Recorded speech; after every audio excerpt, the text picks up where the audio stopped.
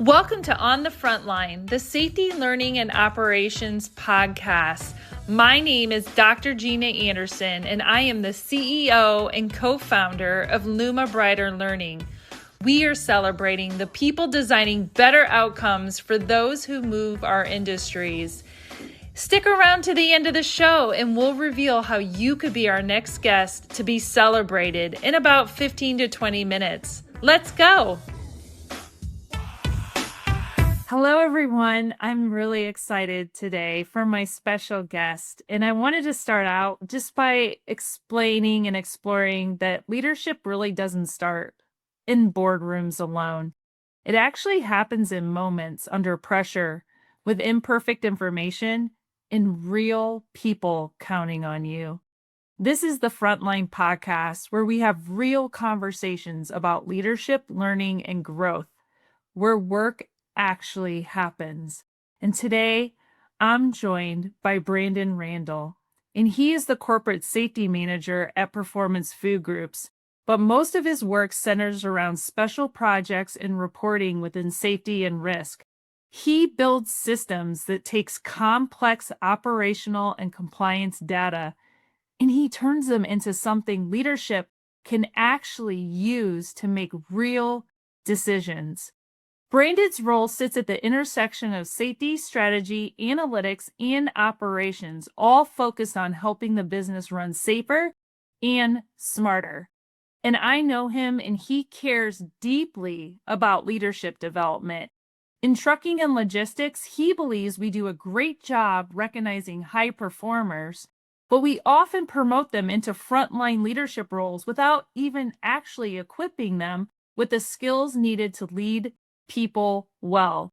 So that gap between operational performance and leadership capacity is something that he cares deeply about. And he is here and joins me to speak today. So Brandon, thank you so much for joining me. Tell us a little bit about yourself and your passion for leadership and really what leading from the front line means to you. Yeah, so thanks for having me. Having an education background, I kind of learned human behavior from seventh graders, not to compare adults to seventh graders, but they are human. They just don't hide their disengagement as well as adults. So I was really able to learn that people really respond to leadership either in a good way or poorly. And I think, our frontline leaders probably have the most important job in an organization because every organization has a mission statement or vision. And those frontline leaders are the ones that execute that, either by honoring what that mission is to the people that they are in charge of to take care of, or they undermine it with poor leadership. And I think that's where our people either learn to trust our organization or learn to not trust it. And so I think the frontline leaders have one of the most important tasks every day because they set the tone for our people, especially just in regular interactions, because leaders all have pressure from various areas. And, our job is to shoulder that and give our people the confidence and clarity to perform. And if they see our leaders stressed out, not taking their humanity seriously, and taking their eye off calmness, that's how our teams end up producing their work. It's just how their leaders treat them. So I think the frontline leader has so much influence over the success of organizations. And I really believe that a leader that's prepared to lead can do that and be really successful. I love that. I also love that you compare this to seventh graders because that's so true. Like thinking about, just this purity and learning from each other and learning so that you can lead from the front line. What do you think that leading from the front line in your experience has taught us What do you think that leading from the front line has taught us about humanity? Well, people match energies when they're interacting with the people that are responsible for them. It's just natural to either be engaged in what they're working on or to go into more of a self-preservation mode. So I think, our leaders really can impact our people's lives, not just in the work they do, but just how something I did also learn as a teacher is taught social studies and history in seventh grade. And I don't expect that 20 years from when I taught them that they'd be able to recite things that, dates and people and places. But I would expect that they remembered how I made them feel in that classroom. And I think our leaders also have that kind of impact. If somebody goes to work and they have a really hard job, which in our industry, the work is incredibly hard for our drivers and our warehouse associates. And it's physically demanding, it's exhausting. And if they come in every day and feel like their work matters, that our leaders have made them feel part of that process, I think that kind of clarity to their overall purpose and mission gives them some calmness to be able to execute that. And they start to own their work as opposed to just getting things done to get through the day. So, I think the humanity part of frontline leadership is, uh, relevant every day. And I think the energy that frontline leaders bring to that job can either prop that up or it can destroy it. Absolutely. I felt your kindness before on calls. I felt your energy, Brandon. It's beautiful because it does matter. It does matter. Like, even people you don't know, like, you show up as a leader and you give off that energy and it changes us. It changes how you feel throughout the day because in that moment on a call, you could feel, devastated. You could feel down, and a leader steps up with that energy and shows up. So I really can appreciate that. And, it's incredible. In this industry, you mentioned it's really hard. Like, have you seen a system or a tradition that you would redesign? What would it be instead? What do you think we could do to improve leading from the front line? Yeah. So, you mentioned earlier that one of the things that I've learned, I was a frontline leader. I mean, we're all frontline leaders at the end of the day, but when I had spent substantial time in a warehouse on the floor of being a loading supervisor, I noticed that we are very good at identifying the most effective workers, whatever we're doing, because it's obvious that they're hardworking and that they don't make mistakes. Or if they do, they know how to correct them, before it becomes a huge issue. I think we're attracted to that for leadership openings. And who wouldn't be? You would want a Michael Jordan for every leadership role you had until you realize that being really good at the task that you're now asking them to lead doesn't necessarily mean they're going to grow into an amazing leader unless we offer them education on how to become a good leader. Leadership is a skill set that you can acquire over time. And we really need, as an industry, to empower our leaders.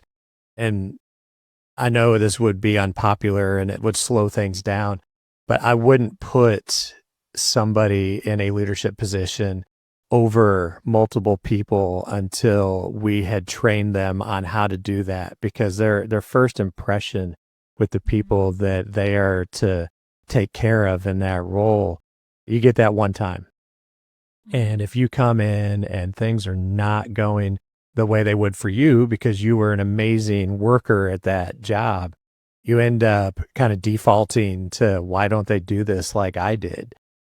And then that creates a frustration. And then, I generally believe that people want to please others. I don't see them as going through life trying to upset people and not do a good job. So when you're feeling like you're a disappointment constantly to the leadership that you're trying to please, eventually, again, you just kind of climb into that self-preservation mode, and it makes it really difficult for that relationship to thrive. So I think, we got to first identify people that can lead themselves.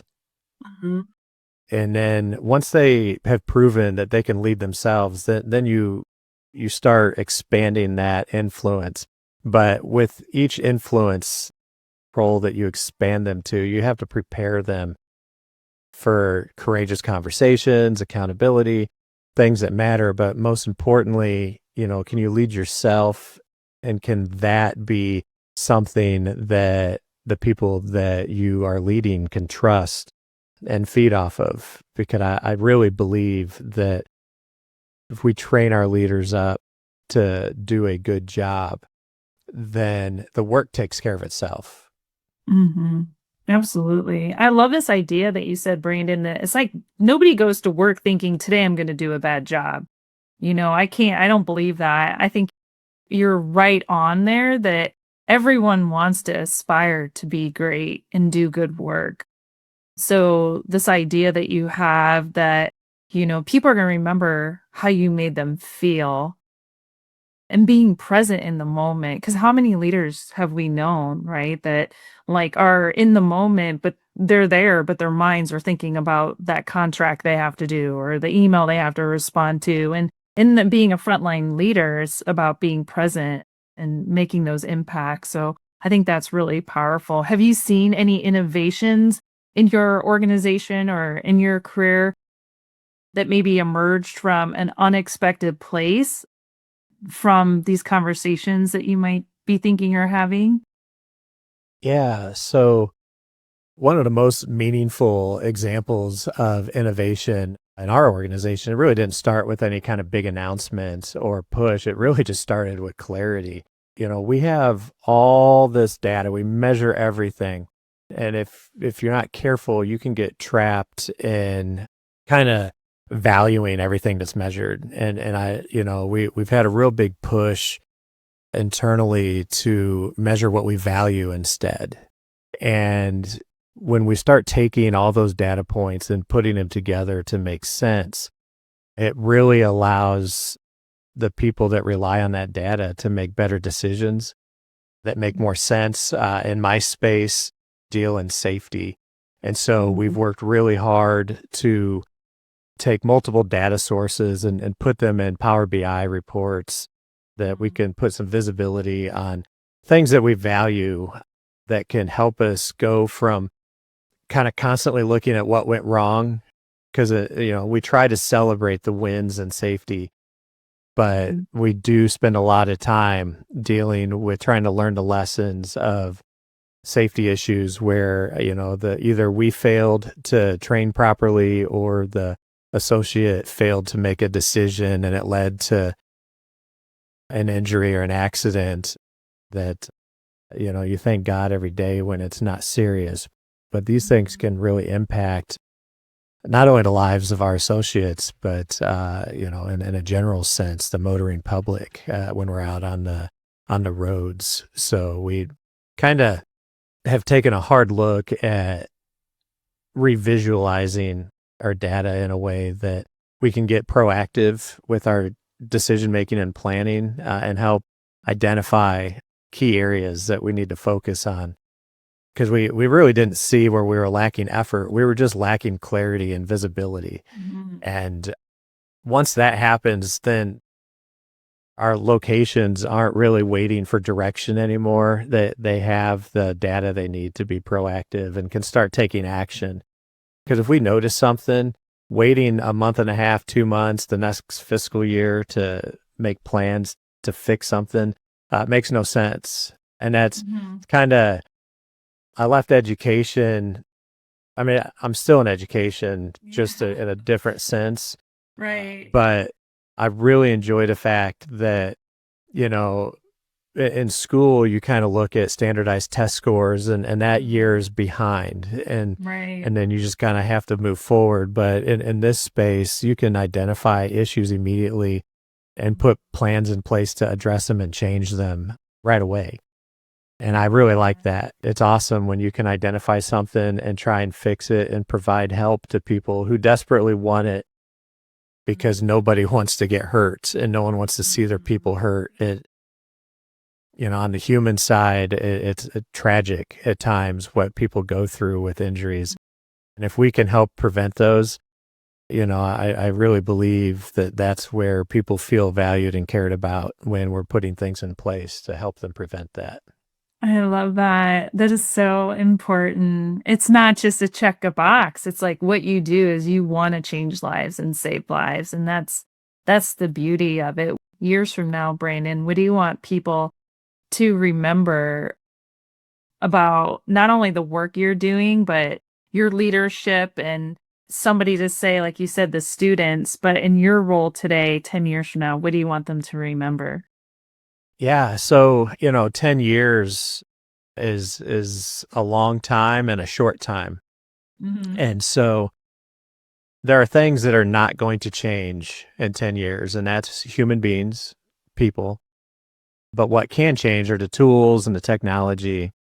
And I really hope that, 10 years from now, that we are still focusing on being intentional with our frontline leaders and preparing them so that they can use these tools to enhance the relationships that they've established with the people that they are charged with taking care of. I try not to say in charge of because we don't want to create managers, that really that I think we get stuck there sometimes where we do take that best worker and promote them and they're just managing the work and to me that's tragic Mm. because it just creates this vacuum of just getting things done. So I hope 10 years from now that we're still investing in the skill set that leaders need to be successful with their people because we know that the technology is going to improve. 3 weeks from now, something's going to be added to Microsoft products that are going to change. It just happens constantly. And so, we need people to be aware of those kind of changes and be ready to implement them. But we also need to be hyper focused on leadership training and preparing people so that when they get into those roles, it won't matter what the technology is. That can give them better information quickly and help them get jobs done safer. But that relationship of them as the leader over their people is something that I don't think technology is ever going to fix unless we start working for robots. And I hope that never happens. No way. We don't want that. You know what? It's always going to be human. We need the human connection. I mean, it's powerful. It changes us. And, I wanted you to come on my podcast because I wanted to honor you, Brandon, today. I wanted to honor you because I've been in meetings with you. You are not always the loudest voice in the room, and you're not chasing applause or titles, but you show up again and again for your workers who are on the front line. And do you know anything about pelicans? Not a whole lot. All right. Well, I'm not a bird person, but I live in Charleston. And one thing I noticed about the pelicans is they live in hunting groups. And they don't thrive in isolation, but they thrive in community and connection. They actually represent teamwork and social bonds and the balance between giving and receiving. So I wanted to give you a Pelican Award. So this is a pelican and it's going to have your name and I'm going to send it to you because I wanted to give this to you because you're somebody in the short time that I've known you that you embody these traits.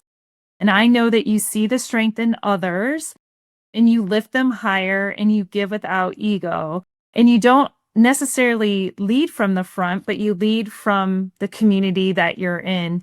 And your work might not always make headlines, Brandon, but your impact, I know it's lasting. And I'm sure those seventh grade students would still remember you.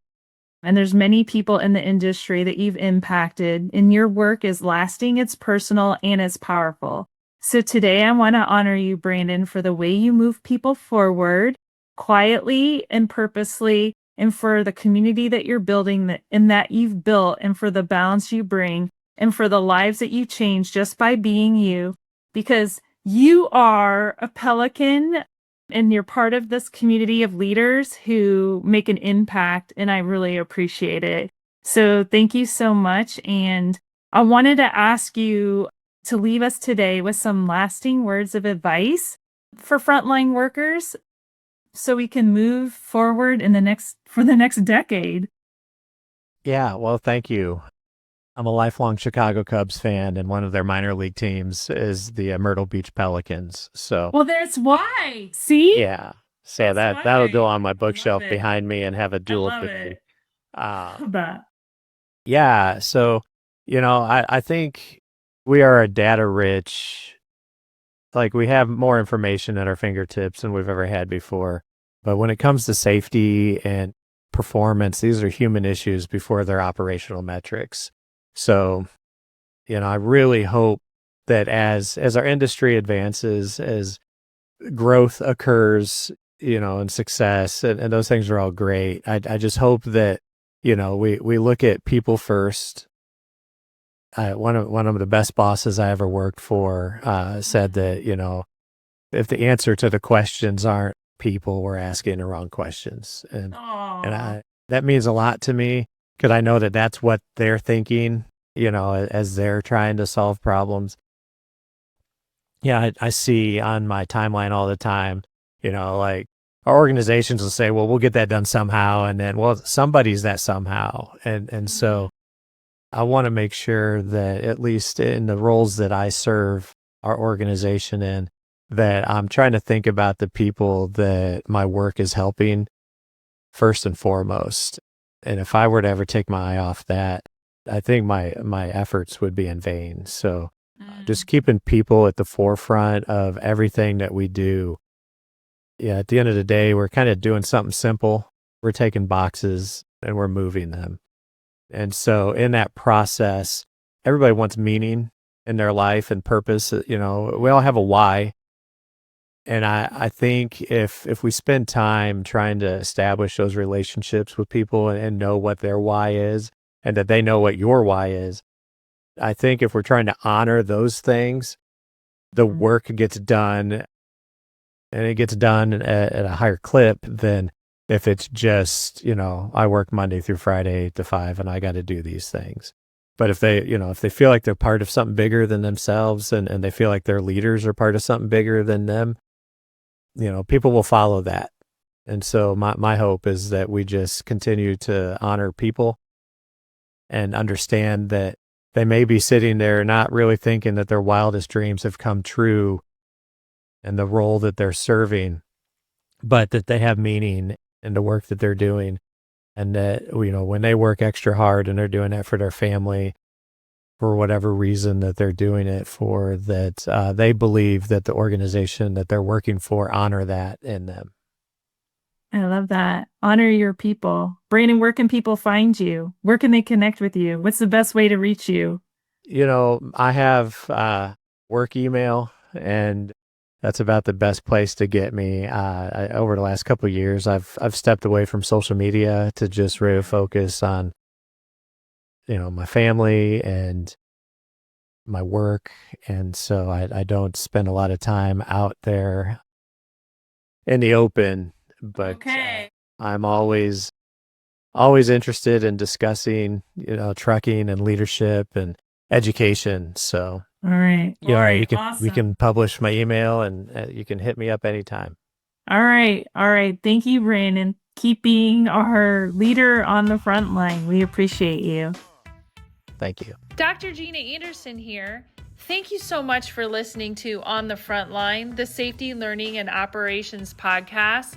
If you are a successful director, VP, or C-level executive, and you're solving some of the toughest challenges in training, engagement, and risk reduction, we would love to have you on this show.